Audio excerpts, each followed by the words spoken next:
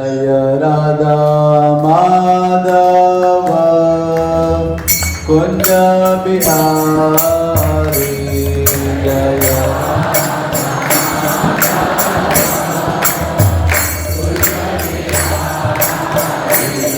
जय राधा माधव कुंज बिहारी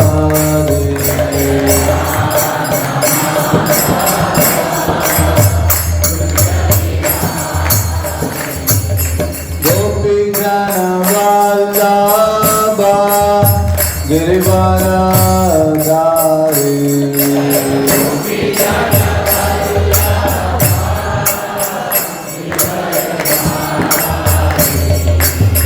गोपी जन वल्लभ गिरिवरधारी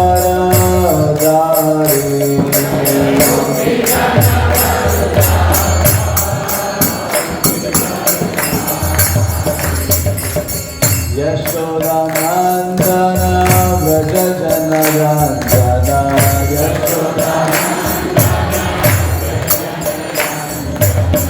यशोदानंदन व्रज जन रंजन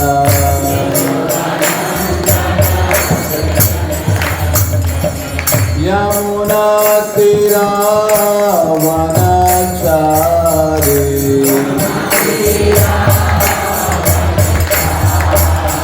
यमुना तीरा वनचारी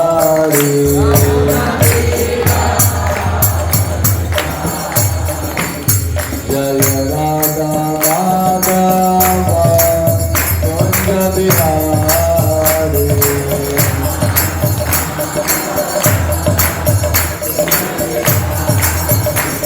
जय राधा माधव कुंज बिहारी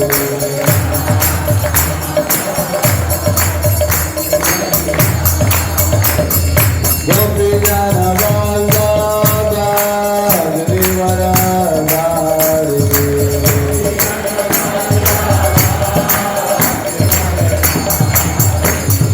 गोपी जन वल्लभ गिरिवरधारी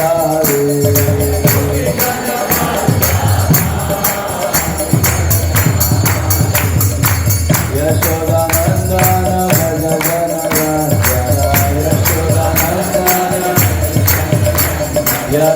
यशोदानंदन भज जन रंजन यमुना तीरा वनचारी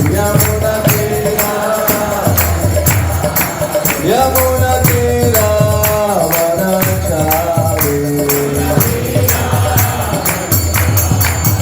जय राधा माधव श्री राधे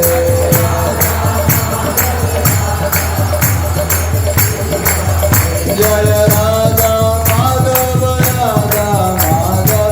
श्री राधे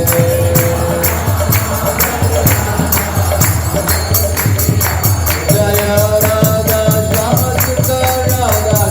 सुंदर Shri Radhe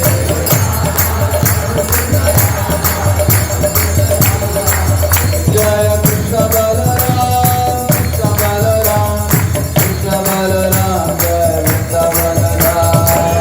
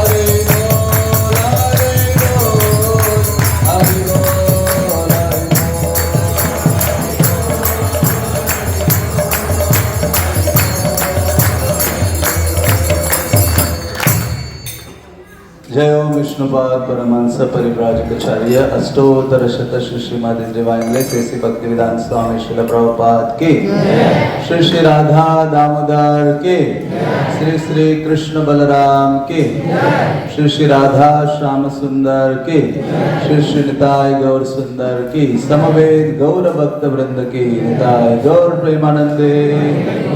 All glories to assembled devotees, all glories to assembled devotees, all glories to assembled devotees, all glories to Shri Guru and Gauranga. Om Namo Bhagavate Vasudevaya.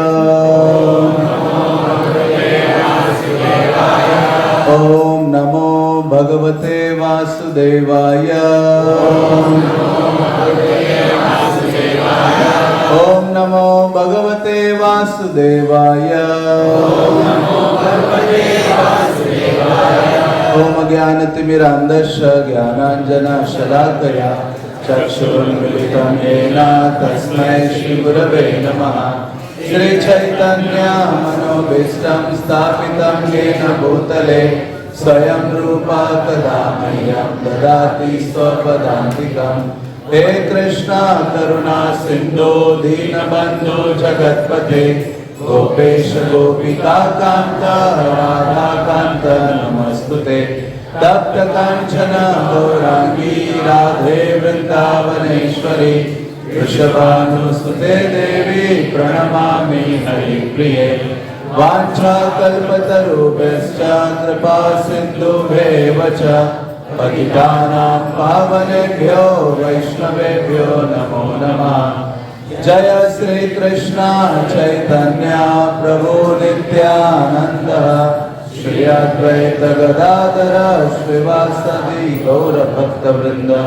हरे कृष्णा कृष्णा कृष्णा हरे हरे हरे राम राम राम हरे हरे। वृंदावन धाम के श्री श्री राधा दामोदर के श्रील रूप गोस्वामी पाद के पतित पावन श्रील प्रभुपाद के आप सबका स्वागत है वृंदावन धाम में। तब अपने सौभाग्य की कल्पना नहीं कर सकते कि वृंदावन आना कितना महत्वपूर्ण है। वृंदावन आना तो महत्वपूर्ण है, लेकिन जिस स्थान में आप बैठे हो ये बहुत महत्वपूर्ण स्थली है। श्रील प्रभुपाद कहा करते थे, I am eternally residing in Shri Radha Damodar temple. Prabhupada कहते हैं कि मैं शाश्वत रूप से वृंदावन में हूं, लेकिन वृंदावन के कौन से स्थान में निवास करता हूं?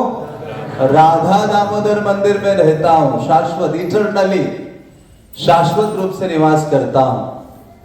और वृंदावन आना महत्वपूर्ण है, लेकिन अभी ये जो महीना चल रहा है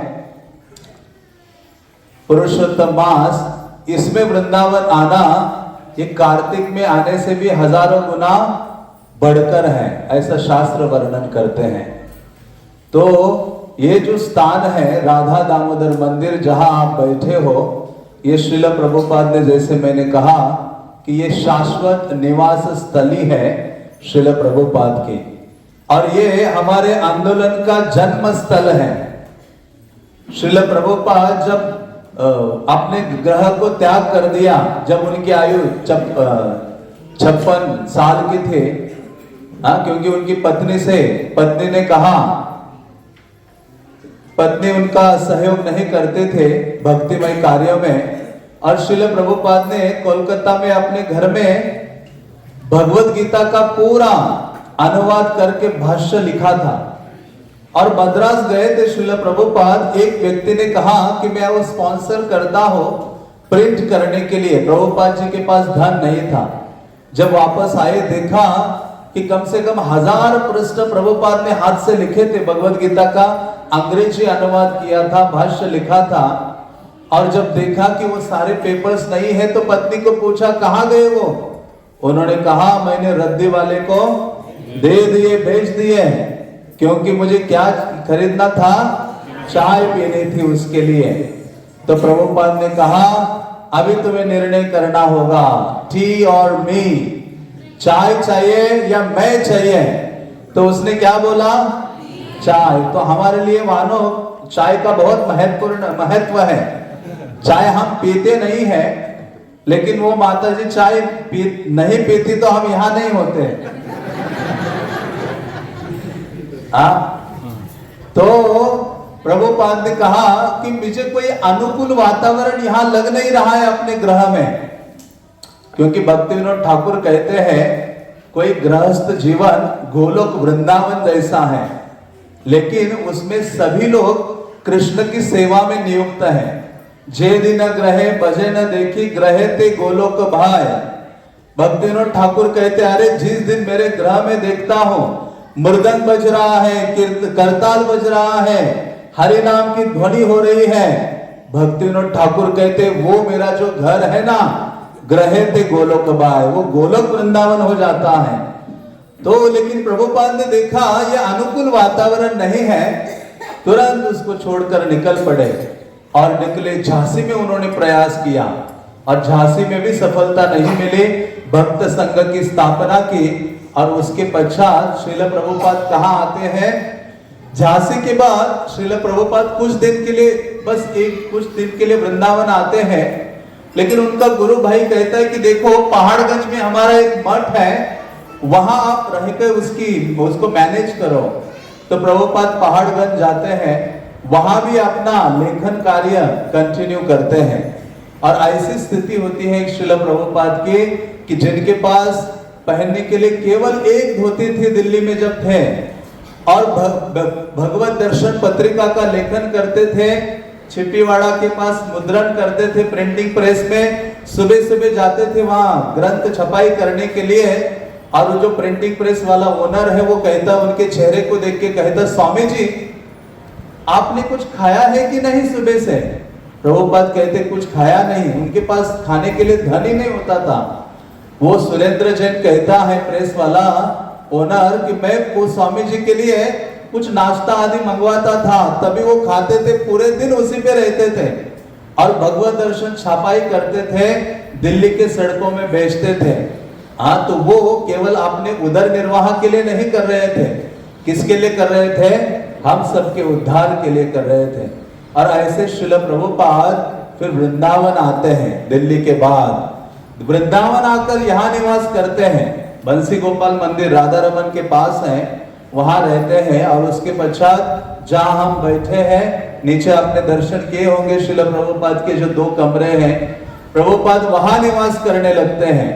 और यहाँ रहकर जब वो लिखते थे तो सामने उनके रूम से उनको श्याम सुंदर जो राधा दामोदर है उनके साथ उनके दर्शन होते थे, राधा माधव आदि के।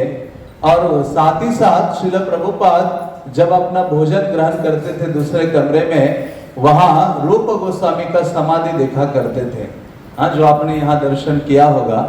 तो ऐसे श्रील प्रभुपाद का ये नित्य निवास स्थली है।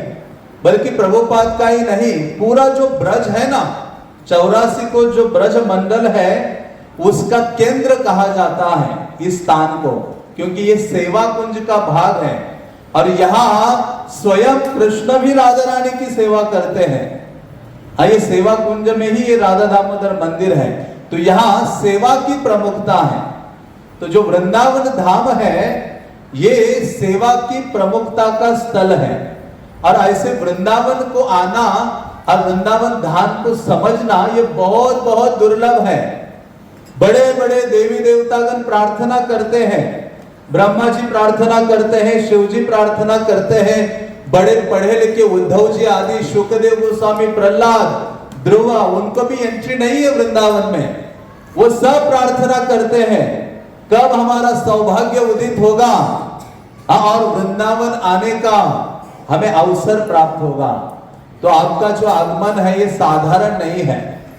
अब कौन से जीवन में हमने गुरु वैष्णव या कोई ऐसी सेवा की होगी उसके कारण हमें वृंदावन आने का अवसर प्राप्त हुआ है।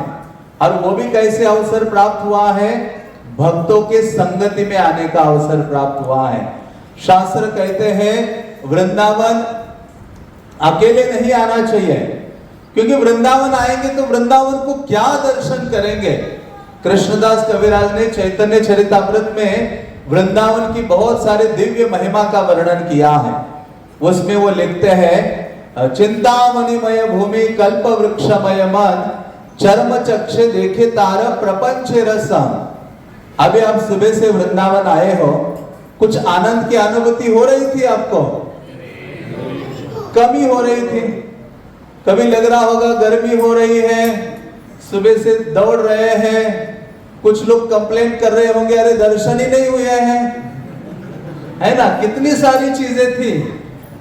लेकिन वास्तव में ये वृंदावन को हम इन चमड़ी के आंखों से नहीं देख सकते, इसलिए ये शब्द यूज किया है कृष्णदास कविराज ने, चिंतामणिमय भूमि कल्प वृक्षमयवान। ये भूमि साधारण भूमि नहीं है। इसलिए प्रभुपाद जी कहा करते थे दो प्रकार के लोगों में प्रकार के लोगों को ब्रज में प्रवेश नहीं है। एक है जो व्यक्ति आता है वृंदावन में एंजॉयमेंट की भावना लेकर, भोग बुद्धि को लेकर आता है, तपस्या की भावना को छोड़कर आता है। तपस्या का अर्थ है, तप का अर्थ क्या होता है?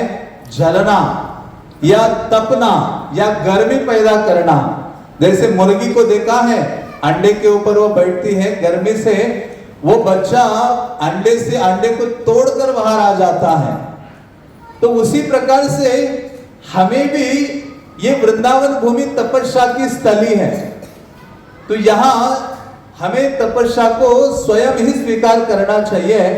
मानो कृष्ण की और एक चीज है, जो भी वृंदावन में घटित होता है उसके पीछे किसका हाथ देखना चाहिए? हमें कृष्ण का हाथ देखना चाहिए। तो उसी प्रकार से जब हम ब्रज में आते हैं, भोग करने की भावना को दूर छोड़ते हैं, तपस्या और सेवा की भावना को हृदय में डालते हैं, तो ये जो ब्रह्मांड है ना जिसके अंदर हम है, जैसे वो अंडे के अंदर वो बच्चा है, पिल्ला उसका, मुर्गी का, वो उसको तोड़कर बाहर आता है। तो हम यदि अपने जीवन में तपस्या की भावना रखेंगे और साथ ही साथ कृष्ण की सेवा की भावना रखेंगे, तो ये जो ब्रह्मांड है उसको तोड़कर हम बाहर निकल जाएंगे, भगवान के धाम को प्राप्त कर सकते हैं। तो इसलिए श्रील प्रभुपाद कहा करते थे ये पहला व्यक्ति है जो ब्रज में प्रवेश करने का अधिकारी नहीं है, जिसके जीवन में, हृदय में, इंद्रियों में भोग करने की लालसा या भावना है। अब वो वृंदावन को नहीं देख सकता। वृंदावन को क्या वो दर्शन करेगा? अभी वृंदावन में हम देखते अरे ट्रैफिक है, गंदगी है, ये है, वो है, कई सारी कंप्लेंट्स कर सकते हैं, लेकिन ब्रज इस सबसे परे है। वृंदावन तो वो महात्मागण देख सकते हैं जिनकी आंखों में राधा कृष्ण की सेवा करने की बहुत लालसा है। उस लालसा या उस प्रेम के कारण ही प्रेमांजना छुरित भक्ति विलोचनेना संता सदैव हृदयेषु विलोकयन्ति यम श्याम सुंदरम अचिंत्य गुण स्वरूपम गोविंदमादि पुरुषम तमहम भजामि। तो जब तक आंखों में कृष्ण के प्रति आप प्रेम नहीं है, तब तक ब्रज का दर्शन संभव नहीं है, पॉसिबल ही नहीं है। एक बार एक गुरु अपने शिष्य के साथ वृंदावन आया और गुरुजी तो ऐसे ब्रज में आते ही भाव विकार, क्योंकि भक्ति विनोद ठाकुर कहते अरे जिसके हृदय में प्रेम है कृष्ण के लिए, यहाँ के एक वृक्ष को भी देख लेता है तो वो नाचने लगता है कृष्ण प्रेम से, उसका शरीर रोमांचित हो जाता है, आंखों से आंसुओं की धारा बहती है। हर जगह राधा कृष्ण के लीला से पूरित ये स्थल है, साधारण स्थल ही नहीं है। इसलिए ब्रज ये सर्वोच्च स्थान है। पूरे संसार के किसी अन्य धाम में आप नहीं गए हो, किसी तीर्थों में नहीं गए हो, किसी नदियों में, कुंडों में, सरोवरों में, जलाशयों में आपने स्नान नहीं किया हो, कोई फर्क नहीं पड़ता है। केवल ब्रज में आकर एक कदम आपने डाल दिया, त्रिभुवन के सारे नदियों में आपने स्नान कर लिया है, सारे धामों में आप गए हो, सारे तीर्थों में आप गए हो। इसलिए ब्रज को साधारण मत समझिए। ब्रज ये बहुत सर्वोच्च चीज है, वृंदावन साधारण चीज नहीं। इसलिए वृंदावन को प्रकाशित किया है स्वयं श्री चैतन्य महाप्रभु ने। वृंदावन को प्रकाशित करने के लिए स्वयं चैतन्य महाप्रभु कृष्ण प्रकट होते हैं महाप्रभु के रूप में, और वो अपने भक्तों को, गोस्वामियों को यहाँ भेजते हैं। और ऐसे गोस्वामी जो अन्य स्थानों में राजकुमार थे, हाँ, बड़े बड़े राजा थे, वो सारा संसार का, हाँ, श्रीनिवास आचार्य कहते ना, मंडलपति, सारा भोग ऐश्वर्य आदि को त्याग कर ब्रज में आए, कोपिन कंठाश्रितो, और ब्रज के वनों में उन्होंने भ्रमण किया। और जब ये गोस्वामी आए तो इस स्थान में कोई मंदिर नहीं था, कोई लोग नहीं रहते थे, यहाँ केवल जंगल था। ये चैतन्य महाप्रभु की देन है, चैतन्य महाप्रभु के भक्तों की देन है, जो वृंदावन के हम विभिन्न लीला स्थलियों का दर्शन करते हैं, तो ये श्री चैतन्य महाप्रभु और उनके भक्तों की देन है। तो ऐसा जो वृंदावन है, हाँ, मैंने कहा कि वो साधारण स्थली नहीं है। जिस व्यक्ति के जीवन में भोग बुद्धि है, वो व्यक्ति ब्रज में प्रवेश नहीं कर सकता या ब्रज का दर्शन नहीं कर सकता। उसके लिए प्रेम की और सेवा से पूरी आंखें चाहिए। जैसे मैंने कहा, वो गुरु और शिष्य वृंदावन आए, गुरु तो देखा ब्रज के ऐश्वर्य को, नाचने लगे, ऐसे कूद कूद के जा रहे थे। और जैसे वो कूद रहे थे, उनका शिष्य भी उनके पीछे कूद रहा था। गुरु ने कहा, अरे मैं कूद रहा हूं, तुम क्यों कूद रहे हो? उन्होंने कहा, गुरुदेव मैं देख रहा हूं इसलिए कूद रहा हूं क्योंकि सब जगह ऐसे गोबर के ढेर दिख रहे हैं, तो अपना पांव किसी गोबर में ना पड़े, इसलिए बचाते हुए मैं क्या कर रहा हूं, कूद रहा हूं। गुरुदेव ने कहा, अरे मूर्ख व्यक्ति, यहां कोई गोबर आदि मुझे दिखाई नहीं दे रहा है। ब्रज में तो हर जगह कमल के पुष्प बिखरे हुए हैं। हाँ, श्रील प्रभुपाद, ये दृष्टि है। प्रभुपाद जब अमेरिका गए, प्रभुपाद ने ब्रज का वर्णन भागवतम आदि ग्रंथों से किया। और पहली बार जब भक्त लोग आए, हाँ, भागवतम में, कृष्णा बुक में आप पढ़ो वृंदावन का महिमा, गरिमा, सौंदर्य, ऐश्वर्य आदि का वर्णन। तो प्रभुपाद के साथ आए, जैसे मथुरा आए, वृंदावन में आए, तो देखा, अरे यहाँ कोई झरने दिख नहीं रहे हैं, यहाँ कोई सरोवर जलाशय ऐसे दिख नहीं रही है। राजहंस केली करें, हाँ, गाया जाता है ना गीत में, जहां राजहंस सब जगह है। कहते यहाँ कोई राजहंस नहीं दिख रहा है, कुछ नहीं दिख रहा है। हाँ, तो ऐसी दिखी स्थिति। और उन दिनों तो प्रभुपाद तो 70s में आए थे, 72 के बाद वृंदावन अपने शिष्यों को लेकर। और उन दिनों तो कोई भौतिक सुविधा थी नहीं, ना फैन चलते थे, ना लाइट होती थी यहाँ वृंदावन में। हाँ, तो उन दिनों आए तो देखा, अरे ऐसी स्थिति है। तो 2-3 लोग तो उसी दिन चले गए वापस दिल्ली से वापस अपने स्थान। उनमें से प्रभुपाद के जो शिष्य थे, हाँ, बाकी रहे। तो कहने का तात्पर्य है कि ऐसा जो वृंदावन है, वो हम अपनी इस भौतिक दृष्टि से नहीं देख सकते। और दूसरी चीज प्रभुपाद ने कही कि जो मायावादी गण है, ऐसे लोगों के लिए भी वृंदावन ढका रहता है। हाँ, क्योंकि भगवान के नाम रूप गुण लीला धाम को वो स्वीकार नहीं करते, भगवान की लीला वैशिष्टि को वो स्वीकार नहीं करते हैं। तो इस प्रकार से ऐसा जो वृंदावन है, ये उन लोगों के लिए द्रष्टव्य नहीं है, या उसमें वृंदावन में प्रवेश नहीं कर सकते। तो इसी कारण से श्रील प्रभुपाद एक बार कहते हैं अपने प्रवचन में कि हमें जो मनुष्य जीवन मिला है, ये केवल वृंदावन को और वृंदावन के निवासियों को समझने के लिए मिला है। श्रील प्रभुपाद एक जगह कहते हैं, हाँ, और दूसरी जगह कहते हैं कि वृंदावन को कोई एप्रिशिएट नहीं कर सकता जब तक वो आध्यात्मिक चेतना में बहुत अधिक उन्नत नहीं हो जाए। मतलब वृंदावन की प्रशंसा नहीं कर सकता, वृंदावन को समझ नहीं सकता जब तक व्यक्ति भक्ति में बहुत उन्नत ना हो जाए। इस कारण से ऐसा जो वृंदावन है वो हमारे लिए ढका है। लेकिन ये वृंदावन भगवान के करुणा का विस्तार है। किसका विस्तार है? किस चीज का विस्तार है? करुणा का, दया का विस्तार है। और दया का मूर्तिमान रूप बलराम है और बलराम के ही प्रतिनिधि गुरु हैं। और श्रील प्रभुपाद को इसलिए हम क्या लिखते हैं प्रभुपाद के आगे, कृष्ण कृपा श्री मूर्ति। कृष्ण की कृपा जब मूर्ति का रूप धारण करती है तो वो श्रील प्रभुपाद जी हैं। प्रभुपाद ऐसे आचार्य हैं जिन्होंने वृंदावन को उजागर किया है और वृंदावन को पूरे विश्व में ले गए हैं।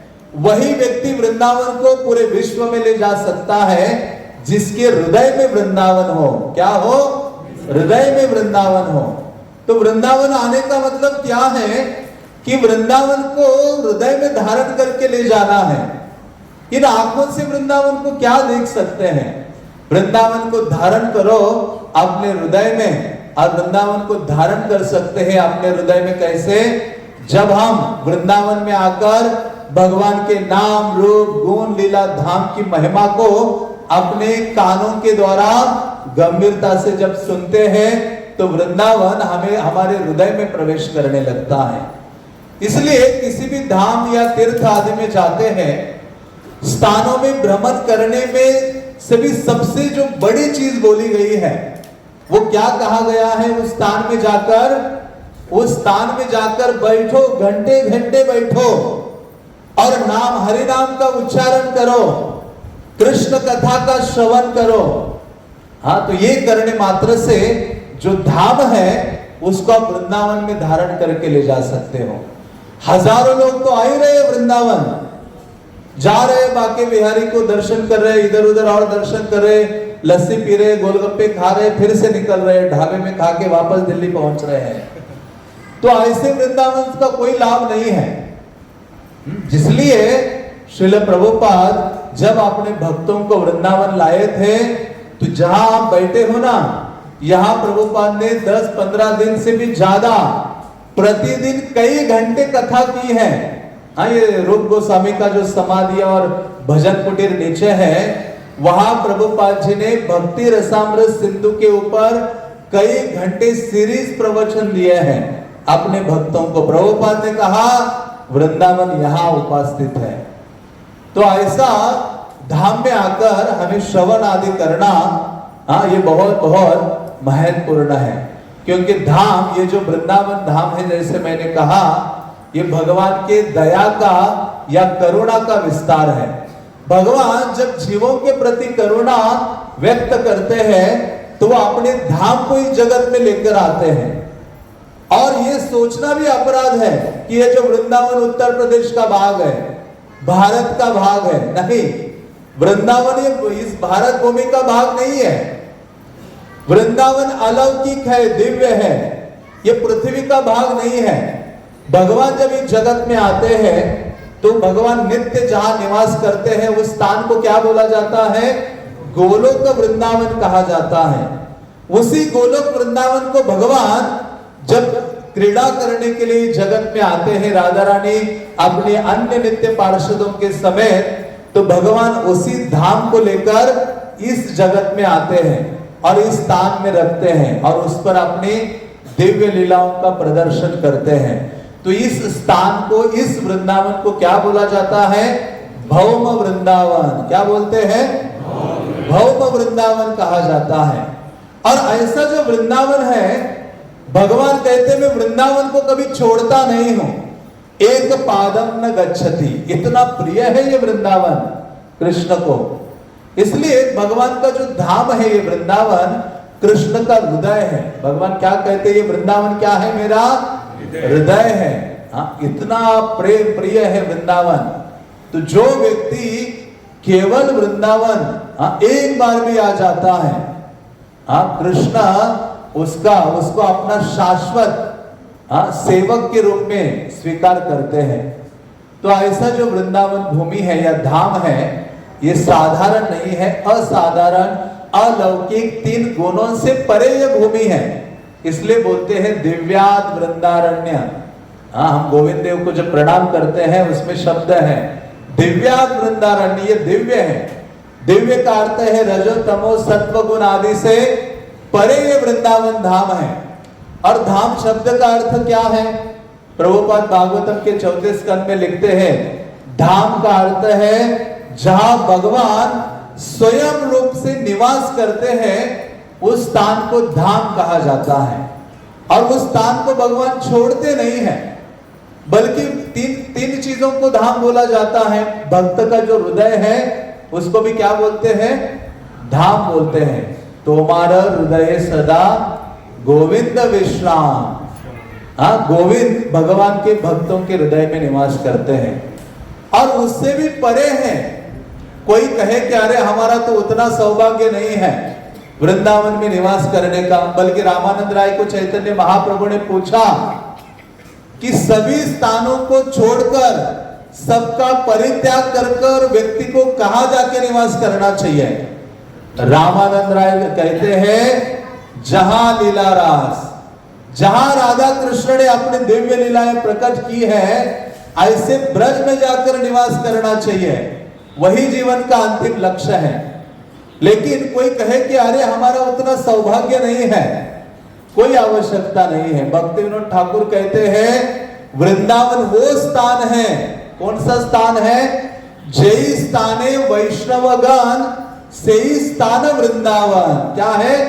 जय स्थाने वैष्णवगण सेई स्थान वृंदावन। तो जिस स्थान में आप रह रहे हो लेकिन भक्तों के संगति में रह रहे हो, वो स्थान क्या है? वृंदावन है। इसलिए प्रभुपाद बोलते हैं हमें वृंदावन को हृदय में धारण करना चाहिए। वृंदावन ये मूड है जो हम अपने हृदय में धारण करें किसी भी स्थान में निवास करते हुए। इसलिए प्रभुपाद कहते हैं हमारे जीवन का लक्ष्य है ब्रजवासी बनना। लेकिन ब्रजवासी मतलब, इसलिए तो हमें वो तुलसी आरती दी है ना, जिसमें हम क्या गाते हैं? मोर यही अभिलाष विलास कुंज। हाँ, वृंदावन का अन्य नाम विलास कुंज है, जहां विलास का अर्थ होता है लीलाएं, जहां ऐसे कुंज आदि बने हैं जहां भगवान की अनंत लीलाएं विद्यमान हैं। तो ऐसे स्थान में निवास दीजिए। तो लेकिन हम नहीं आ सकते। तो लेकिन प्रभुपाद कहते हैं 3 प्रकार के ब्रजवासी हैं। आपने सुना होगा, एक जो व्यक्ति जिसने ब्रज में जन्म लिया है वो भी ब्रजवासी है। दूसरा व्यक्ति की ब्रज से बाहर जन्म लिया है लेकिन आकर वृंदावन में रहने लगता है, वो भी ब्रजवासी और कृष्ण की सेवा करता है। लेकिन मानो ये दो भी हमारा सौभाग्य नहीं है। लेकिन तीसरा व्यक्ति बहुत श्रेष्ठ है, वृंदावन से बाहर जन्म लिया है, वृंदावन से बाहर निवास कर रहा है, लेकिन वहां निवास करके वृंदावन के वियोग में गुरु और वैष्णव की आज्ञा से कृष्ण की सेवा में लगा है, वो पूर्ण ब्रजवासी है। तो श्रील प्रभुपाद ने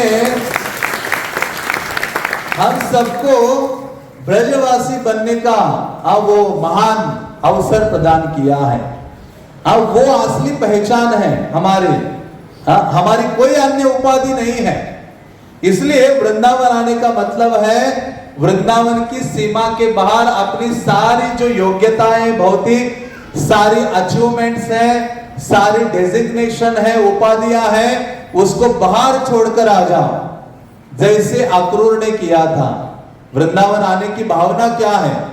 आप वृंदावन के वातावरण में प्रवेश करते हो तो आप अपनी सारी भौतिक योग्यताओं को छोड़कर बाहर आ जाओ इस सीमा से।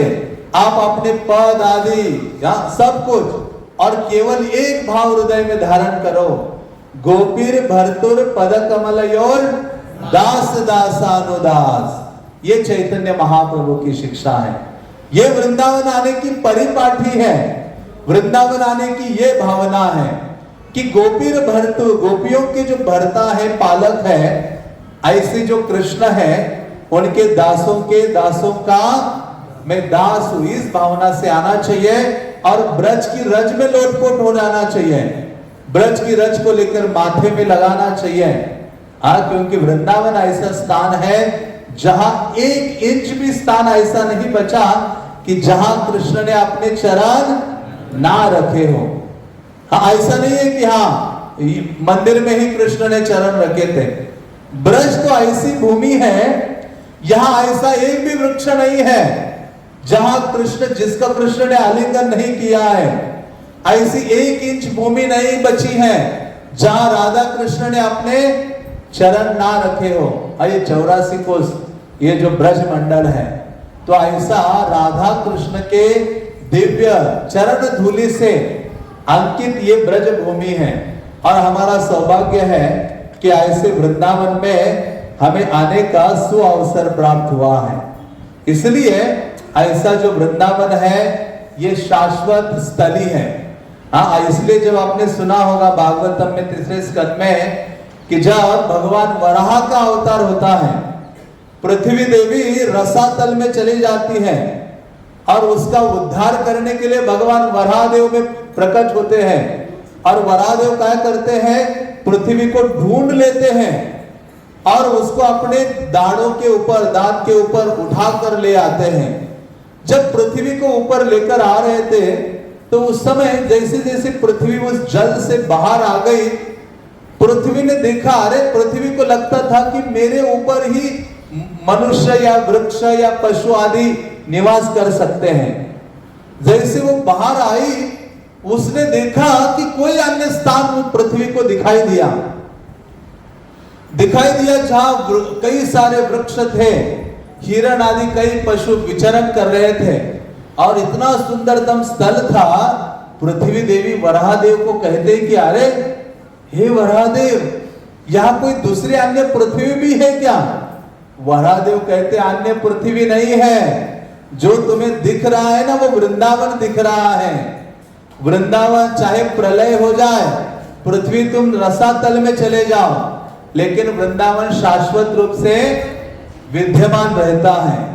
इसीलिए वो कहते हैं माथुरम मंडलम दिव्यम दृश्यते गृहीतम विने गोलक भूमि संयुक्ता प्रलयनपि समृता।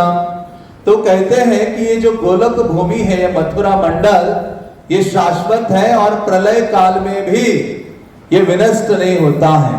तो ऐसा पृथ्वी देवी देखकर आश्चर्यचकित हो जाती है, हाँ, ऐसे वृंदावन को देखकर। और वराहदेव कहते हैं कि मैं तुम्हें वृंदावन के साथ ऐसे लटक कर रख रहा हूं। जो आधार पृथ्वी को मिला है, हाँ, ऐसे बने रहने का, वो किसके आधार पर है?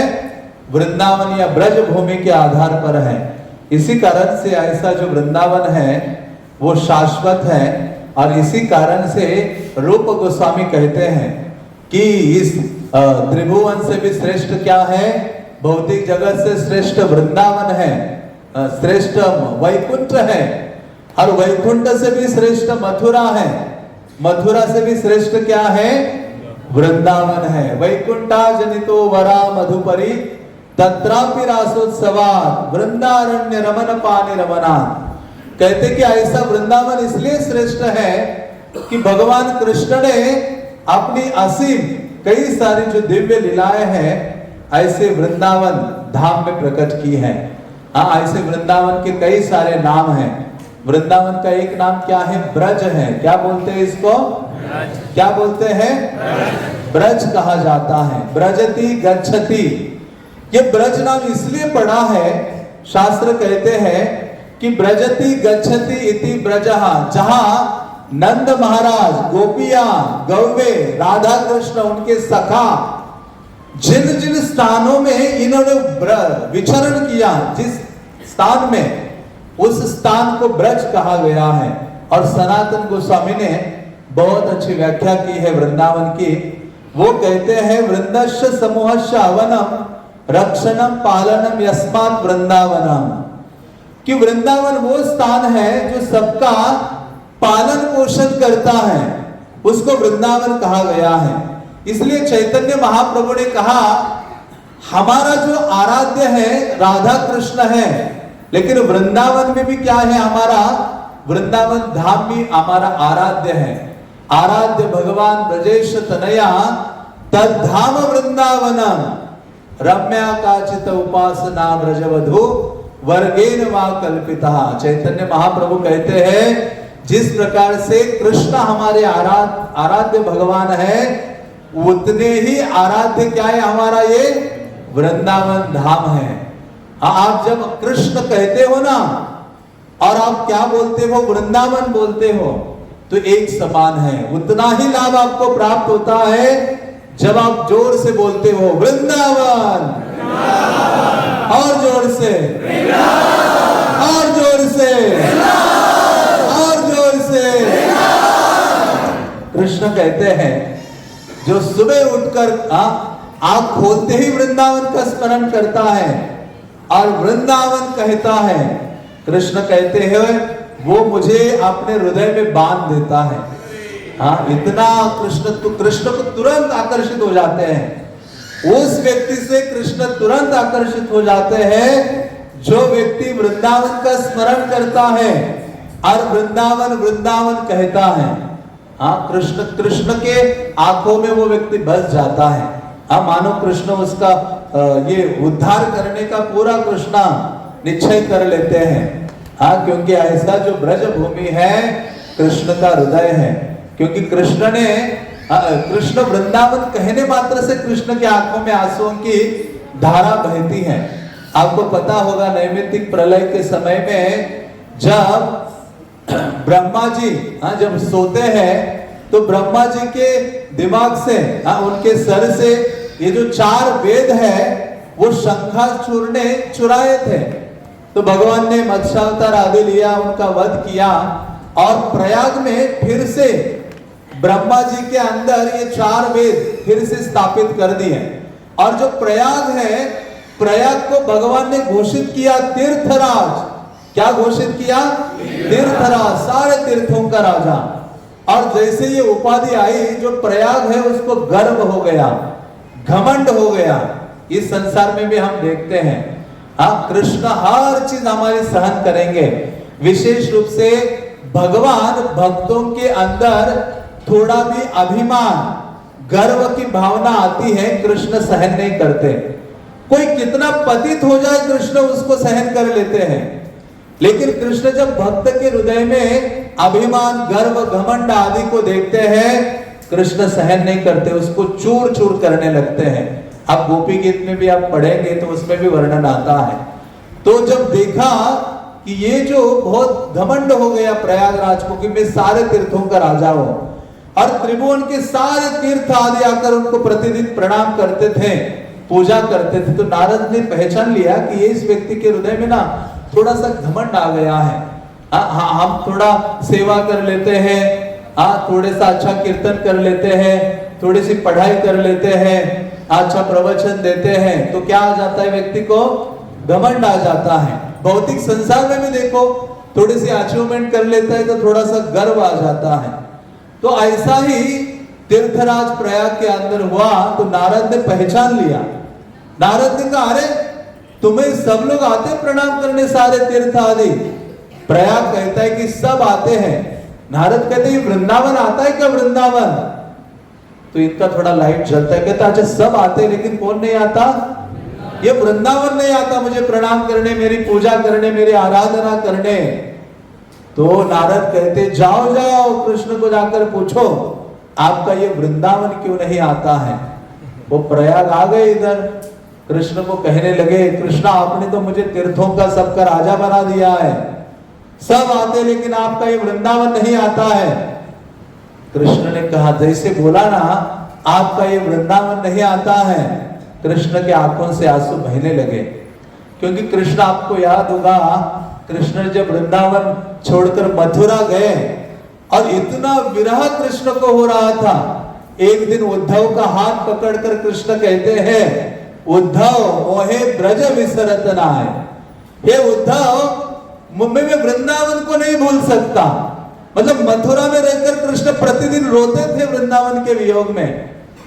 17 साल रहे होंगे मथुरा में, फिर 100 साल के लिए जब द्वारका गए तो वहां तो प्रतिदिन केवल कृष्ण रोए ही रोए हैं। किसके विरह में रोए हैं? वृंदावन के वियोग में रोए हैं। मतलब उनका प्राण है, या प्राण बसता है वृंदावन में। साधारण स्थली नहीं है वृंदावन, कृष्ण के हृदय में आप आए हो। आप इजीली किसको अपने हृदय में बिठाते हैं? किससे इस संसार में भौतिक प्रेम करते तो व्यक्ति कहता आप मेरे हृदय में बैठे हो या बैठी हो, है ना। लेकिन कृष्ण का ये हृदय वृंदावन धाम है। और उद्धव का हाथ पकड़कर कहते मोहे ब्रज विसरत नाय, वृंदावन को नहीं भूल सकता, और भगवान रोने लगते हैं। और जैसे ये घमंडी तीर्थराज प्रयाग ने जब बोला तो कृष्ण ने कहा अच्छा तुम्हें मैंने तीर्थों का राजा बनाया है, मेरे घर का राजा नहीं बनाया है, तुम्हें आगे से कुछ ऐसी उटपटांग हरकतें नहीं करना। हाँ तो कहते अरे तीर्थराज प्रयाग, हाँ तुम्हें शुद्ध होने के लिए यहां आना होता है, और आप कहते हो कि ब्रज आकर मेरी शरण ग्रहण करें, असंभव है, ये मेरा घर है, वृंदावन मेरा प्राण है। हाँ तो वृंदावन इसलिए कृष्ण, ये पुराणों में वर्णन आता है, हाँ कृष्ण स्थापित करते हैं धरायां सर्व तीर्थानां त्वं कृष्ण तीर्थरान्मया किंतु स्वस्य ग्रह शापी न कृतोराट त्वमेव ही। भगवान कहते हैं कि मैंने अपने घर का तुम्हें राजा नहीं बनाया है, इसलिए हे तीर्थराज प्रतिदिन तुम आओ और मेरे ब्रज की सेवा करो, वृंदावन की सेवा करते रहो। तो इस प्रकार से ऐसा जो वृंदावन है ये बहुत दिव्य है, वृंदावन जो भूमि है। हाँ 12 वनों का जो समूह है उसको क्या बोला गया है, वृंदावन बोला गया है। और सारे 12 को बोल के भी एक ही नाम से आप संबोधित कर सकते हो, वृंदावन। हाँ और 12 वनों में एक वन का नाम क्या है, वृंदावन है ही, लेकिन 12 को मिलकर भी सबका नाम वृंदावन है। हाँ तो ऐसा ये वृंदावन स्थान है। यमुना के पश्चिम में 7 वन है और यमुना के पूर्व में 5 वन है। हाँ ये सारे जो वन है ये भगवान के शरीर का प्रतिनिधित्व करते हैं। यमुना के पश्चिम में जो 7 वन है, मधुवन है, तालवन है, कुमुद वन है, बहुला वन है, काम्य वन है, खादिर वन है और वृंदावन है। हम यमुना के पश्चिम में बैठे हैं। यमुना आपके सन्निकट है, बिल्कुल निकट है। आप जाते समय यमुना का आचमन कर लीजिए, जल अपने सर, आपने किया है आचमन अभी आते जाते, कितने भक्तों ने किया है। यमुना महारानी बहुत दयाद्र है। ऐसे कहते हैं वृंदावन को हमारे हृदय में उजागर करने वाले 4 व्यक्तित्व हैं। एक है गोवर्धन, दूसरा है पौर्णमासी, तीसरा है गोपेश्वर महादेव और चौथा है यमुना मैया। यमुना मैया के ये चारों के चरणों में कोई पड़ता है ना, उस व्यक्ति को वृंदावन उसके हृदय में प्रकट हो जाता है। वृंदावन को वो समझने लगता है, वृंदावन की अनुभूति वो व्यक्ति अपने हृदय में करने लगता है। इसलिए चैतन्य महाप्रभु जब आए, हाँ यहाँ ही आप जाएंगे वापस इस्कॉन की ओर तो इमली तला है। चैतन्य महाप्रभु जब 500 साल पहले आए, चैतन्य महाप्रभु आक्रोर घाट में रहते थे रात्रि में, लेकिन पूरा दिन यहाँ यमुना के तट पर नजदीकी इमली तला के पेड़ कर नीचे बैठकर हरि नाम का उच्चारण करते थे। हरे कृष्णा कृष्णा कृष्णा हरे हरे, हरे राम राम राम हरे हरे। तो ऐसी जो यमुना मैया है, चैतन्य महाप्रभु पूरे दिन नाम लेते थे और उसके बाद यमुना में स्नान आदि करते थे और यमुना को कहते थे, हे यमुना आप कृष्ण प्रेम प्रदान करने वाली हो, आप मुझे कृष्ण के प्रति प्रीति दीजिए, कृष्ण के प्रति सेवा की जो भावना है मेरे हृदय में प्रकट कराइए। तो यमुना ये वृंदावन के रीढ़ की हड्डी है, मतलब पूरे जो 12 वन है वो कृष्ण के शरीर से तुलना किया है और उस शरीर में जो ये रीढ़ की हड्डी है वो क्या है, यमुना मैया को शास्त्रों में बताया गया है। हाँ तो ऐसे 7 वन पश्चिम की ओर है और पूर्व की ओर है भद्रवन, भांडिरवन, बेलवन, लोहवन और महावन। तो ऐसा जो वृंदावन है, भागवतम में शुकदेव गोस्वामी कहते हैं वृंदावनम सर्वकालम सुखावह, मतलब वृंदावन सर्वकाल सुखावह, हर समय सुख प्रदान करने वाला है। ये वृंदावन किसका विस्तार है, किसका प्राकट्य है, बलराम का प्राकट्य है। किसका प्राकट्य है?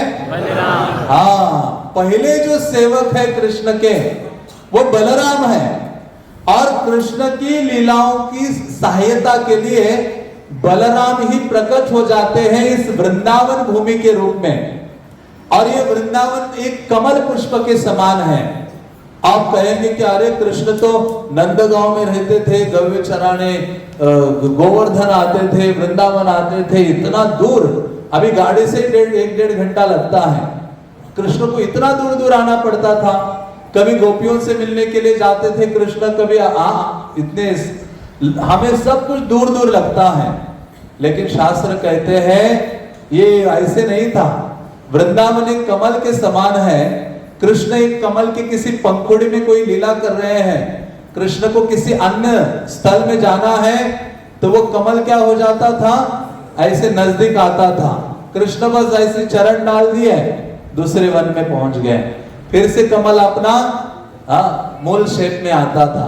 तो बलराम जी इस धाम के रूप में प्रकट हुए हैं, और बलराम कृष्ण की लीला में सहायता के लिए इस प्रकार से इस धाम को प्रकट कराते हैं और सदैव सहयोग करते हैं। तो ऐसा जो वृंदावन है, शास्त्र कहते हैं कि कृष्ण को आनंद देने की स्थली है। ये जो वृंदावन है हमारे भोग के लिए नहीं है, हमारे आनंद के लिए नहीं है। वृंदावनवासी बनने का मतलब है, वृंदावन का भक्त बनने का मतलब है जिसको अपने सुख की चिंता नहीं है, जिसको अपने आनंद की चिंता नहीं है, जिसको केवल राधा कृष्ण के सुख की, राधा कृष्ण के आनंद की चिंता है, वो वास्तव में वृंदावनवासी है, वही ब्रजवासी है। हम तो दिन रात अपने शरीर की चिंता में लगे हैं, हम अपने देहात्म बुद्धि से ऊपर नहीं उठ रहे हैं। हमें यह अनुभूति नहीं है कि मैं शरीर नहीं हूं, मैं क्या हूं, आत्मा हूं। तो कहां हम ऊपर उठ पाएंगे? इसलिए श्रील प्रभुपाद जोर देते थे, सबसे पहले यह अनुभव करो तुम ये शरीर नहीं हो, तुम क्या हो, आत्मा हो। और तुम्हारा साइज क्या है, बालाग्र शतभागस्य शतधा कल्पितश्च, बाल के आग्र भाग का 10,000वां हिस्सा। तुम इतने छोटे हो कि दिखाई भी नहीं देते हो, और तुम घमंड इतना रखते हो।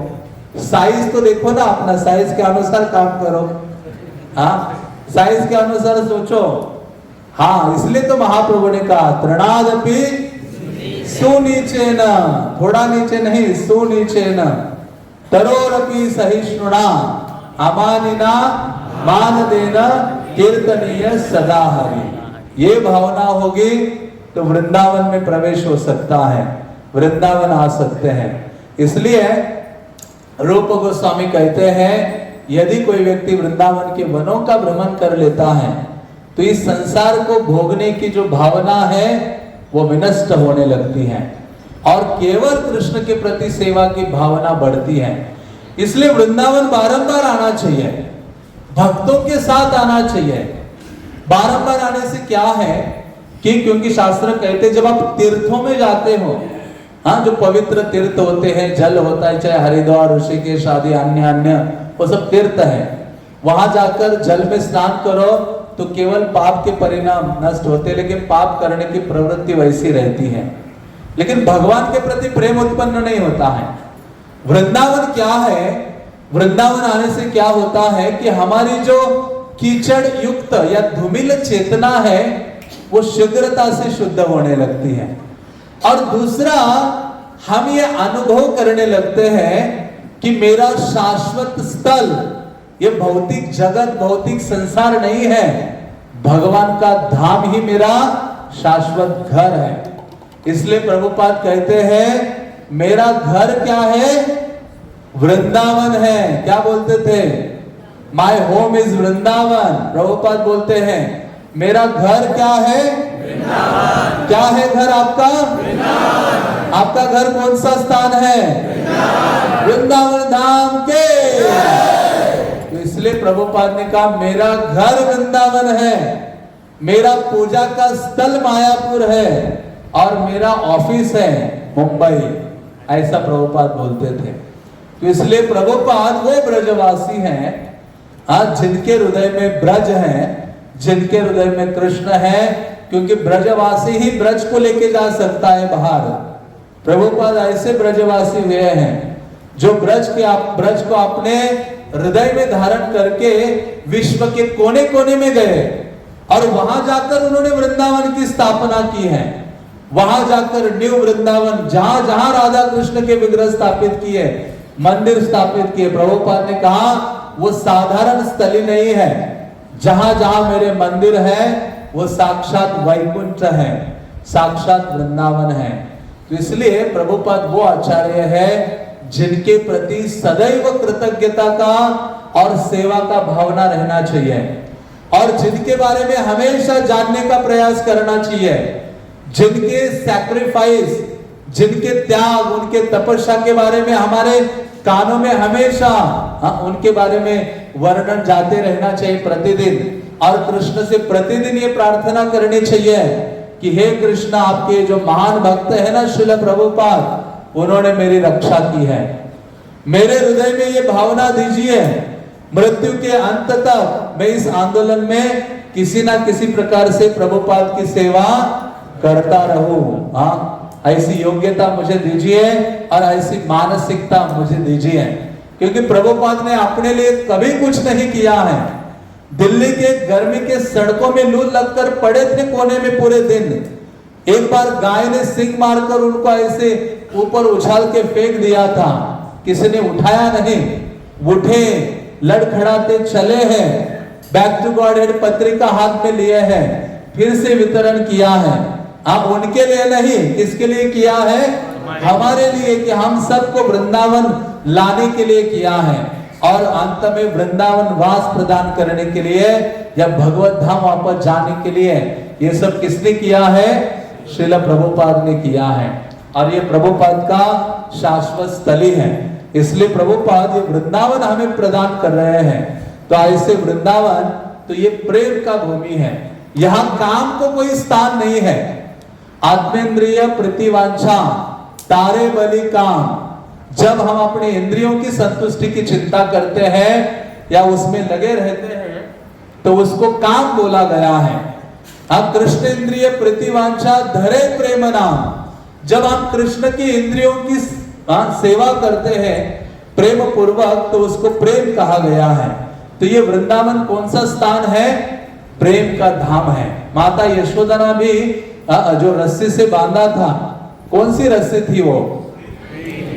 प्रेम के रज्जू से बांधा था। और यही राधा दामोदर विग्रह है जहां बैठे हैं, जिनका नाम राधा दामोदर है। प्रेम की रस्सी से उनके उदर को माता यशोदा ने बांधा था। ब्रजवासियों के प्रेम से कृष्ण बंधे हुए हैं यहाँ, इसलिए ब्रजवासी श्रेष्ठ है मथुरा वासियों से, द्वारका वासियों से, सारे 16,108 रानियों से, यादवों से। क्यों श्रेष्ठ है? क्योंकि ये ब्रजवासी केवल कृष्ण से ही प्रेम करते हैं। किसी अन्य, अपने बच्चों से उनको उतना प्रेम नहीं है। उतना बच्चों से अधिक किससे प्रेम है? कृष्ण से प्रेम है। इसी कारण से तो ये महानता है ब्रज की, और इसीलिए तो कृष्ण बंधे हुए हैं। ऐसे ब्रजवासियों का प्रेम कृष्ण को बांधता है। कृष्ण को जब सर दर्द हो रहा था द्वारका में, तो नारद मुनि को कहा कि थोड़ा दवाई की व्यवस्था करो। और दवाई क्या है? भक्त के चरण धूलि से बना हुआ लेप मेरे सर में लगाओ, चरण धूलि का लेप। तो सारे रानियों के पास नारद गए द्वारका में, सभी भक्तों के पास, वसुदेव, देवकी आदि। उन्होंने कहा नहीं, पाप लगेगा, वहां ऐश्वर्य बुद्धि है। लेकिन जैसे नारद यहाँ ब्रज में गोपियों के पास आए और उनको कहा, गोपी यहाँ नजदीक यमुना के तट पर थे, यमुना के जल में विहार कर रही थी। नारद मुनि आए, गोपियां शीघ्रता से बाहर आती है और नारद को प्रणाम करते हुए कहते कि हे मुनिवर, बताइए आप किस कारण से आए हैं? वो कहते हैं हमारे जो प्रभु है ना कृष्ण द्वारका में, उनको सर दर्द हो रहा है, उनको दवाई की आवश्यकता है। और उनकी दवाई क्या है? भक्त की चरण धूलि है। क्या आप अपनी चरण धूलि दे सकते हो? गोपियों ने कहा नारद बस आप बोरिया लेके आ जाओ, कितनी बोरी चाहिए आपको? भर भर के देंगे चरण धुली। गोपियां तुरंत जल के अंदर गई, अपने पांव धो लिए और यमुना के रथ जो मिट्टी है उसमें कृष्ण नाम कीर्तन करते हुए नाचने लगी। हरे कृष्णा कृष्णा कृष्णा हरे हरे, हरे राम राम राम हरे। नाचने लगी। गोविंद दामोदर माधवेति ये नाम उच्चारण करती थी गोपिकाएं। और नारद को कहा ले जाओ धूली, ले जाओ। नारद आश्चर्यचकित हो गए। नारद ने कहा आपको भय नहीं लग रहा है? अरे जिनके दूर रहते हम वीणा बजाते हैं और बड़ा सावधानी से उनकी पूजा करते हैं, उनको अपनी चरण धूली दे रहे हो। वो गोपिकाएं कहते हमारी प्राण उनकी सेवा के लिए आहुति है, प्राण की आहुति देने के लिए तत्पर है। हाँ, आश्लिषवा, हाँ वो श्लोक है ना शिक्षाष्टकम का, आश्लिषवा पादरताम पिनष्टुमाम। आगे क्या है? आदर्श नाम मर्महताम करोतु वा यथा तथा वा विदधातु लंपटो मत प्राणनाथस्तु सएव ना परहा। मतलब कृष्णा आप मुझे आलिंगन करो या लात मारकर दूर भेज दो, लेकिन किसी भी स्थिति में आप ही हमारे आराध्य देव बने रहेंगे, आप ही हमारे प्राणनाथ है। ब्रजवासियों की ये स्थिति है। हाँ, तो ऐसा ये जो ब्रज भावना है साधारण नहीं है। इसलिए ब्रज को समझना, ब्रजवासियों को समझना उस व्यक्ति के लिए असंभव है जो व्यक्ति केवल अपने इंद्रियों की भोगों में लगा हुआ है। जब व्यक्ति शारीरिक भोग आदि से ऊपर उठेगा और अनन्य भावना से निष्ठा के साथ हरि नाम का उच्चारण करेगा, गीता भागवत को श्रवण करेगा, गुरु वैष्णव की आज्ञा से सेवा में लगेगा, तो वो शुद्ध होने लगेगा। तब वो ब्रजवासियों की भावना को समझ सकता है, तब वो ब्रज को समझ सकता है। और इसलिए हमारा जीवन है वृंदावन को समझने के लिए, वृंदावन की भावना को समझने के लिए। क्योंकि वृंदावन के जो भक्त हैं वो प्राणों से अधिक कृष्ण से प्रेम करते हैं। इसलिए इस धाम का नाम भी अपने भक्त के नाम से है। अब वृंदा, ये वृंदा भगवान के प्रिय भक्त हैं, जिनके नाम से इस धाम का नाम भगवान रखते हैं वृंदावन। बल्कि ब्रह्म वैवर्त पुराण कहते हैं राधा रानी का नाम भी एक नाम क्या है? वृंदा है। राधा षोडश नाम च वृंदा नाम श्रुतो श्रुतम तस्य क्रीड़ावनम रम्यम तेन वृंदावनम स्मृतम। कि राधा रानी के जो 16 प्रमुख नाम हैं उनमें से एक नाम वृंदा भी है। तस्य क्रीड़ावनम रम्यम, ऐसे राधा रानी और उनके सखियों का ये रमणीय क्रीड़ा लीला आदि करने का स्थल है। तेन वृंदावनम स्मृतम, ऐसा वृंदावन है। इसलिए ये उनकी लीला भूमि है वृंदावन। हाँ, इसी कारण से ये वृंदावन का हर जो जीव है, चाहे वृक्ष है, पशु है, यमुना है, कोई भी चीज यहाँ केवल कृष्ण की सेवा में लगे हैं। कृष्ण को जब यमुना पार करके अन्य वन में जाना होता है तो यमुना, कृष्ण जैसे बांसुरी बजाते यमुना बिल्कुल स्थिर हो जाती है, बर्फ बन जाती है। सारे गौवे बछड़े कृष्ण सखा उस पे चल के उस तरफ जाते हैं। और सारे वृक्ष जब कृष्ण बलराम सखाओं के समय चलते हैं तो सारे वृक्ष ऐसे झुक जाते हैं, अपने फल ऐसे सामने करते हैं, हे कृष्णा, हे बलराम, आप इसको स्वीकार कीजिए। कृष्ण निकलते तो सारे बादल, धूप है तो सारे बादल छाया देते हैं, हाँ, मानो अम्ब्रेला बन जाते हैं। हाँ, इस कारण से यहाँ जो वृंदावन है, यहाँ की हर जो वस्तु है, हर व्यक्तित्व है, हर जीव है, हाँ, हर कृष्ण की सेवा में लगा हुआ है। इसलिए वृंदावन कृष्ण को बहुत अधिक प्रिय है। गोपिकाएं यहाँ सजती दजती है, वो इसलिए नहीं कि मैं सुंदर लगूं, इसलिए कि मैं सज दज रही हूं केवल कृष्ण के लिए है। यशोदा माता के पास जितनी सेविकाएं हैं लेकिन खुद मक्खन चरनी करती है। क्यों? क्योंकि कृष्ण की सेवा के लिए। यहाँ सेवा से भागते नहीं हैं, सेवा करने के लिए दौड़ते हैं। हाँ, सब लोग, हाँ, ऐसे यहाँ पूजा, मानो आपने सुना होगा राधा रानी सूर्य पूजा के लिए सखियों के साथ जाती हैं।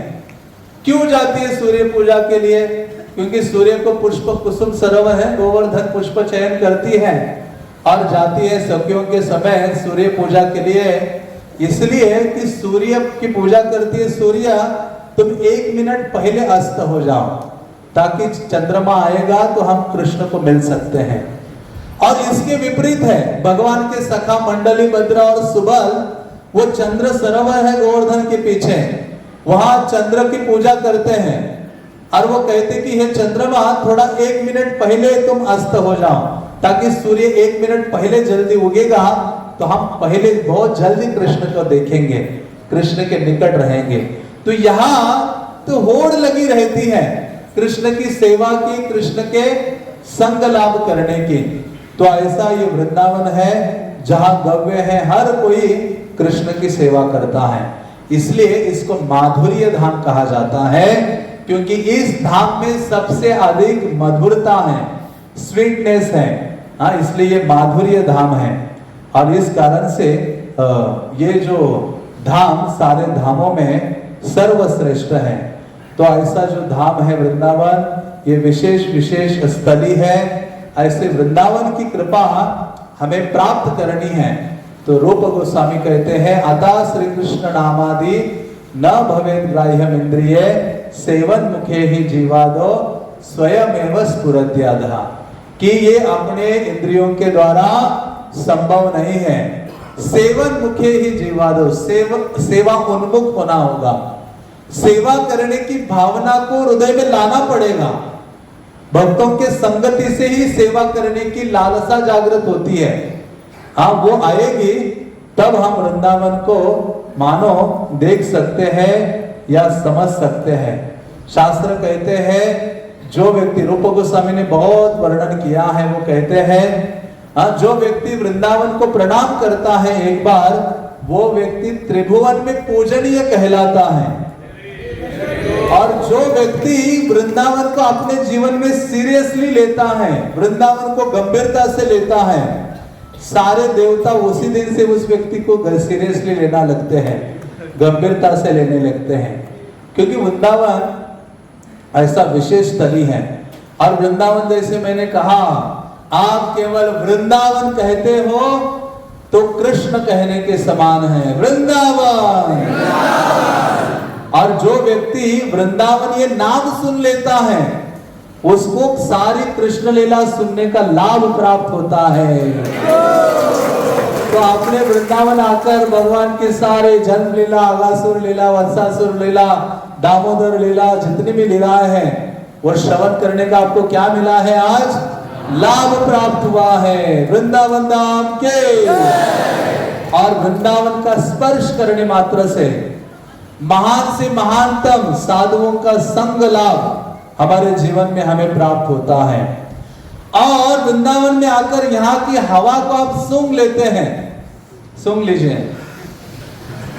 तो शास्त्र रूप गोस्वामी कहते हैं, यहाँ कृष्ण जब विचरण करते हैं राधा रानी और सब भक्तों के समय, और कृष्ण के चरणों में जो तुलसी रहती है, हाँ, उसकी सुगंध आप सूंघ रहे हो, वो लाभ आपको प्राप्त होता है। जब वृंदावन में आकर क्या करते हो? यहाँ की हवा को सूंघ लेते हो। दिल्ली में तो वैसे प्रदूषण युक्त हवा है, जीवन अवधि वैसे कम कर रहा है दिल्ली। हाँ, तो जब तक वृंदावन में हो, अधिक से अधिक यहाँ की दिव्य हवा को लीजिए ताकि हृदय में दिव्यता आ जाए। और यदि कोई व्यक्ति एक दिन यहाँ स्टे करता है, रहता है, तो कृष्ण उसके हृदय में सेवा भाव इतना अधिक भर देते हैं, सेवा भाव से उसका हृदय क्या कर देते हैं? भर देते हैं। और वृंदावन में आकर कुछ कार्य करता है, हाँ, तो वो कृष्ण की सेवा करने के समान है। और वृंदावन में वो चलता है थोड़ा सा, तो सारे संसार के तीर्थों में उसने चला है, सारे तीर्थों का भ्रमण उसने कर लिया है। तो आपको किसी अन्य तीर्थ में जाने की जरूरत नहीं, आपने सारे तीर्थ कर लिए, सारी दुनिया की परिक्रमाएं कर दी, नर्मदा परिक्रमा कर दी, ये परिक्रमा, अमरनाथ, जो मर्जी आप देख रहे हो, सुन रहे हो, सब कुछ आपने कर लिया है जब आप वृंदावन आकर हाँ एक एक कदम डालते हो। और यदि कोई व्यक्ति इच्छा करता है कि मुझे वृंदावन जाना है, वृंदावन को देखना है, और वो मृत्यु को प्राप्त होता है ना भी आ जाए, तो कृष्ण कहते हैं अगला जन्म में उसको वृंदावन में देता है। ये इच्छा व्यक्त करते हैं।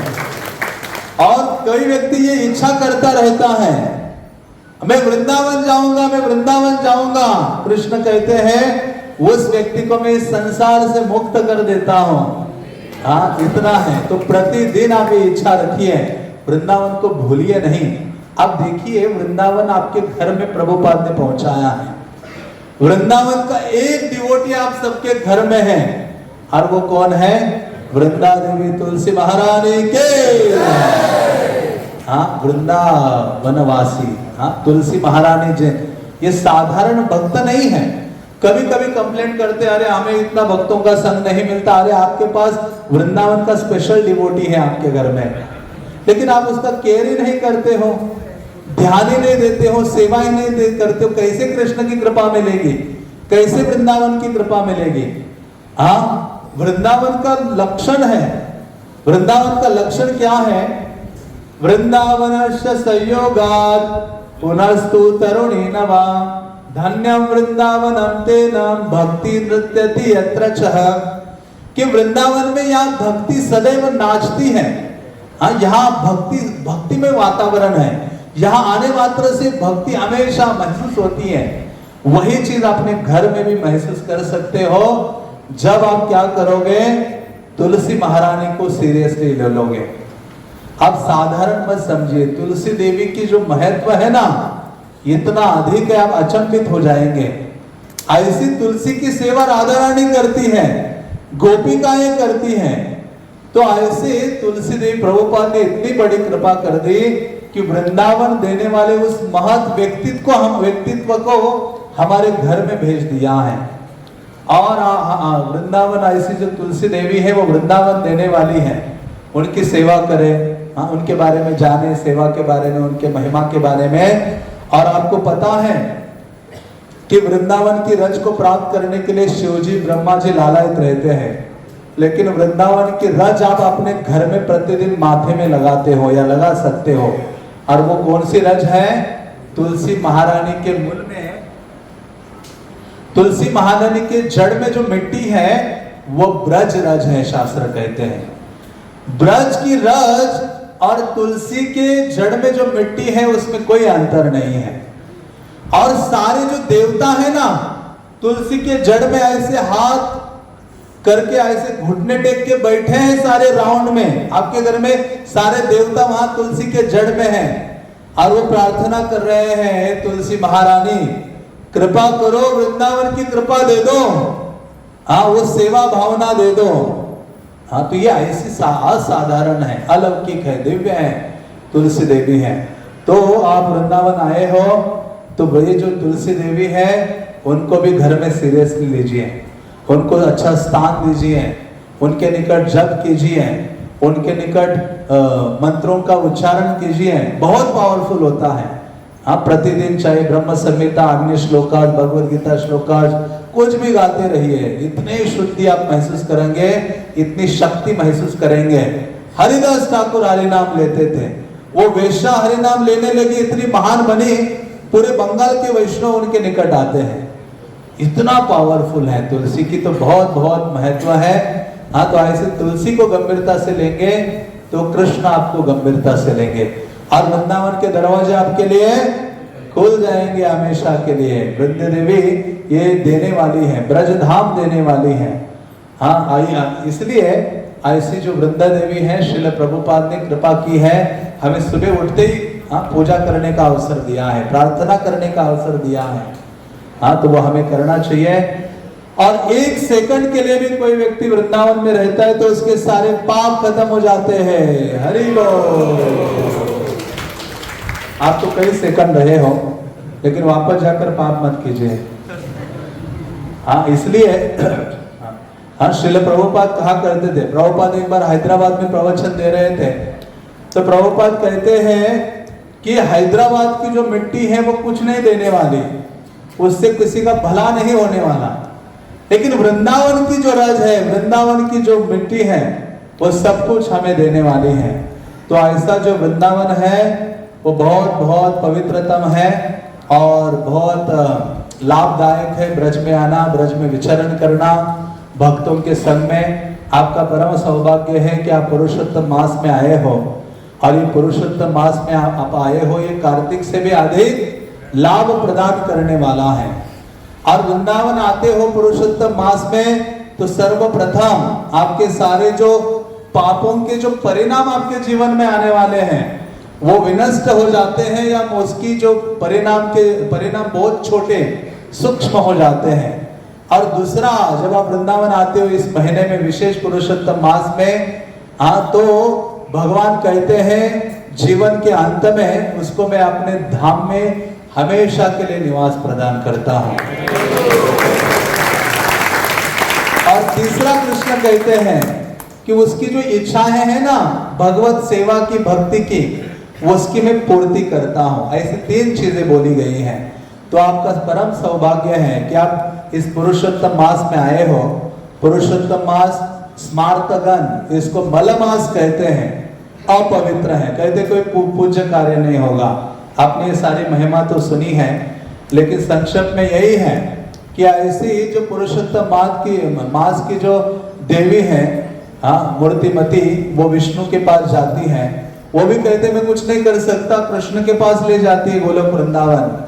और कृष्ण उनको देखकर कहते हैं कि मेरे सारे गुण, हे पुरुषोत्तम, ये हे देवी, आपको ये नया नाम मैं दे रहा हूं। इस मास को, इस महीने को मैं अपना नाम दूंगा, पुरुषोत्तम मास, और मेरे जितने गुण हैं वो भी मैं इसमें डाल रहा हूं।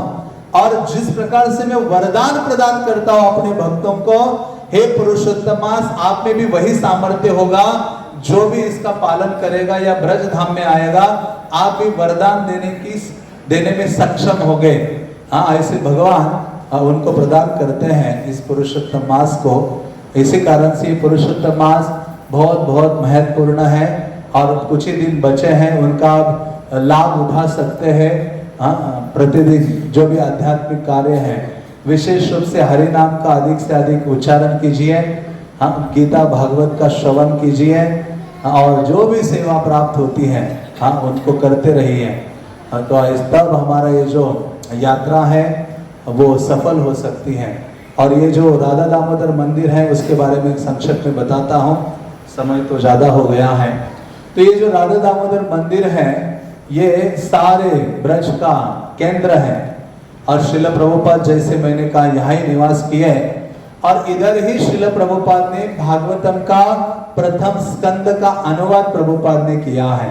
उसको 3 खंडों में छापा दिल्ली में जाकर। यहाँ से प्रभुपाद यहाँ से टांगे से जाते थे मथुरा स्टेशन, 3rd क्लास के डिब्बे में बैठ के दिल्ली जाते थे, वो छापते थे और वितरण करते थे। ऐसे प्रभुपाद कई सालों तक यहाँ, ये 2 कमरे हैं, प्रभुपाद जी यहाँ रहे। इस्कॉन आंदोलन शुरू होने के पूर्व एक कमरे में वो लेखन कार्य करते थे, और एक छोटे से कमरे में अपना स्वयं कुकिंग करते थे, भोजन बनाते थे, और ऑफर करके उसको ग्रहण करते थे। और कोई सुविधा नहीं थी, आप जाके देखेंगे वैसी सारी चीजें हैं। वो फैन भी उसी समय का 70s का जो घूमता नहीं, लाइट ही नहीं होती थी उन दिनों। वृंदावन जहाँ इस्कॉन मंदिर है वो तो जंगल था। यहाँ से लोग कहते थे अरे इतना दूर जंगल में कौन जाएगा। जब प्रभुपाद को ये जगह मिली थी इस्कॉन की, तो प्रभुपाद जी यहाँ रहे इस्कॉन स्थापित करने से पहले।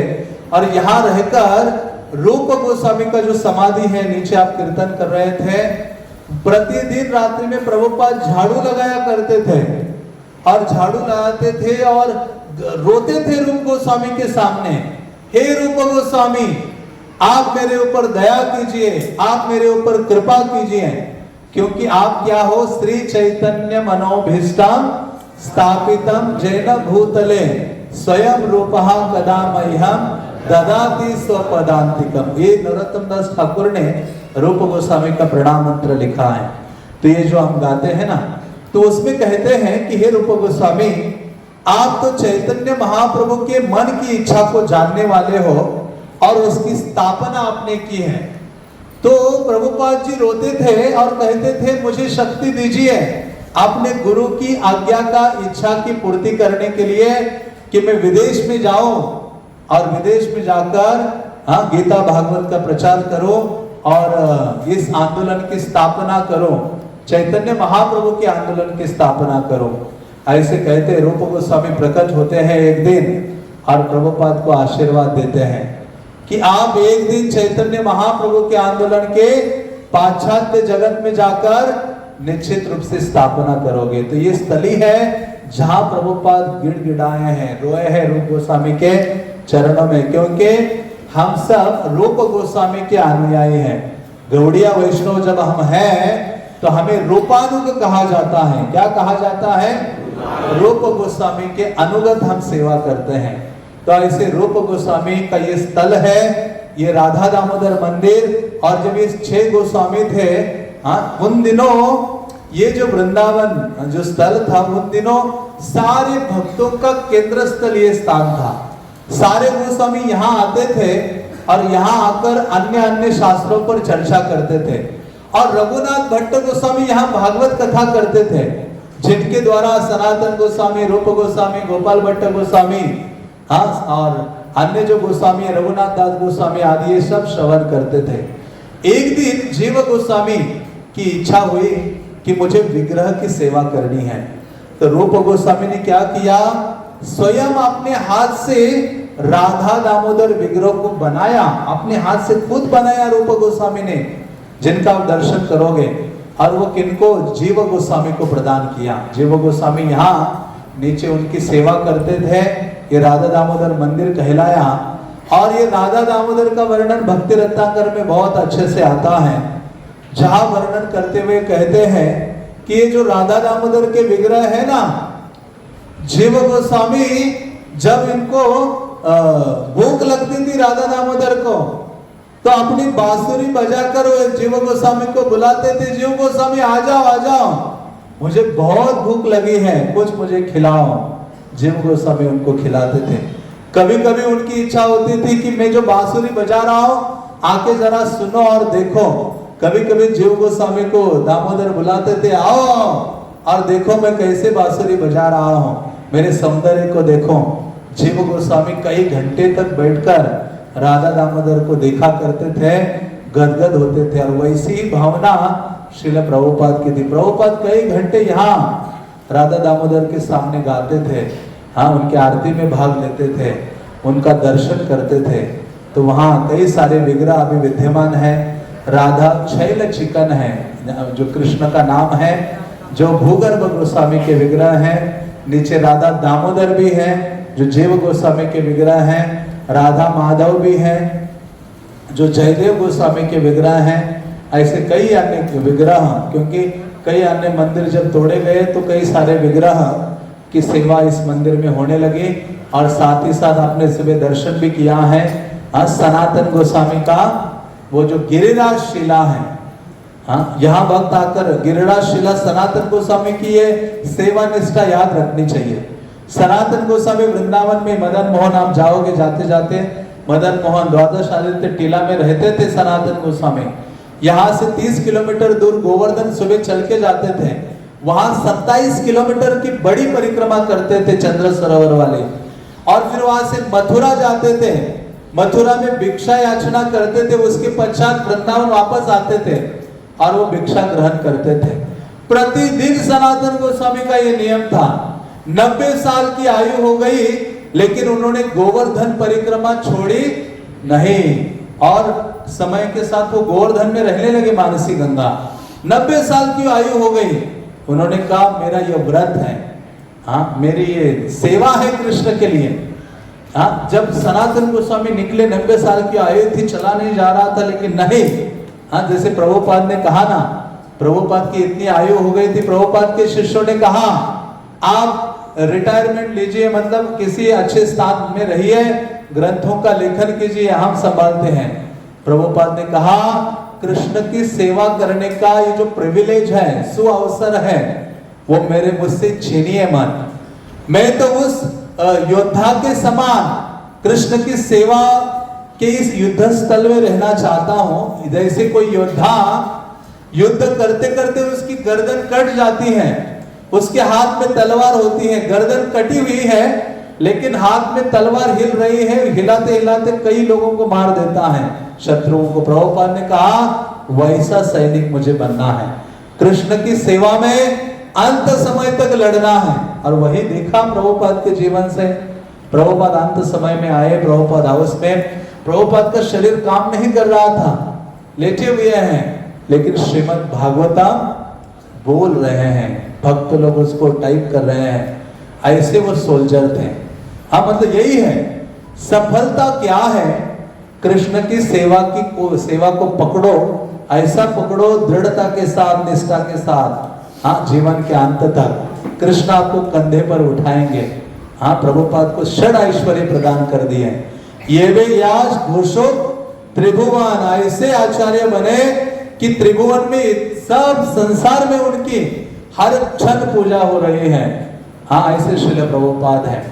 तो ऐसे विशेष आचार्य है सनातन गोस्वामी। जब परिक्रमा कर रहे थे, कृष्ण ने उनको कंधे में उठाया, लेकिन जा रहे थे, कृष्ण उनको कंधे में उतारो उतारो, मुझे सेवा मुझसे छीन रहे हो कृष्ण आप। सनातन गोस्वामी को उतारा, कई दिन में चलूंगा। भगवान ने तुरंत एक गिरिराज शिला लिया, उसके ऊपर अपने चरण, लखोटी, बंसी, गौ के खुर के चिन्ह प्रकट कराए और उस सनातन गोस्वामी को दिया। सनातन गोस्वामी ने कहा, उनको कहा आप इसकी परिक्रमा करो 4, आपको वही लाभ प्राप्त होगा गोवर्धन परिक्रमा का। तो वो शिला भी इधर आप दर्शन करते हो। हाँ, तो उस शिला को दर्शन करके इस लीला का स्मरण करना चाहिए। सनातन गोस्वामी को प्रार्थना करनी चाहिए, मेरे अंदर भी वैसी सेवा की निष्ठा, हाँ, कृष्ण की जो भी सेवा मुझे मिली है वो मैं निष्ठा के साथ करूँ, ये भावना आ जाए। और ऐसे, और हम आते सोचते कि अभी यार 4 परिक्रमा करूंगा तो मेरा 21 किलोमीटर चलना बच जाएगा वहां गोवर्धन परिक्रमा। आपको सनातन गोस्वामी जैसा बनना पड़ेगा, तब उस परिक्रमा करो। हमें तो अभी शरीर में शक्ति है और भक्तों के साथ जाना चाहिए गोवर्धन। और 22-21 किलोमीटर की जो परिक्रमा है वो हरि नाम लेते लेते करनी चाहिए। हरे कृष्णा कृष्णा कृष्णा हरे हरे, हरे राम राम राम हरे हरे। तो ऐसा ये सुंदरतम स्थल है। कई सारे मंदिर है, 7 टेम्पल्स है वृंदावन के, 7 देवालय है, मूल मंदिर है। भविष्य में आप जब आते हो उन मंदिर के दर्शन कीजिए, कथा श्रवण कीजिए, प्रार्थना कीजिए और ब्रज का लाभ उठाइए। तो आप सबका धन्यवाद। सहस्रनेत्र प्रभु, हाँ, सर्व साक्षी विष्णु प्रभु आदि सभी भक्तों का हाँ अवसर दिया कृष्ण का गुणगान करने का, ब्रज की महिमा का वर्णन करने का। तो आप सबसे यही निवेदन है, ब्रज की कृपा जीवन में धारण करने का अर्थ है गुरु की आज्ञा का पालन करना, और जो गुरु ने आज्ञा दी है उसी के अनुसार सेवा करते रहना जीवन के अंत तक। हाँ, तभी वृंदावन में प्रवेश हो सकता है, वृंदावन की हमें कृपा प्राप्त कर हो सकती है। तो ऐसे वृंदावन को हृदय में ले जाइए कथा के माध्यम से, और जाकर प्रतिदिन वृंदावन का स्मरण कीजिए। सुबह उठते ही क्या बोलना है आपको? इतना जोर से बोलिए कि पूरे घर में ये आ जाए, क्रांति की लहर आ जाए। क्या बोलना है सुबह उठकर? जैसे ही आंखें खुले तुरंत स्मरण हो जाना चाहिए, कौन से स्थान का? और जैसे ही बेड पर जाएंगे शाम को, आंखें बंद होते समय क्या बोलना है? वृंदावन धाम के, कृष्ण बलराम के, श्री श्री राधा दामोदर के, पतित पावन श्रील प्रभुपाद के, श्रील रूप गोस्वामी पाद के, समवेत भक्त वृंद के, हिताय गौर प्रेमानंदे। हरे कृष्णा।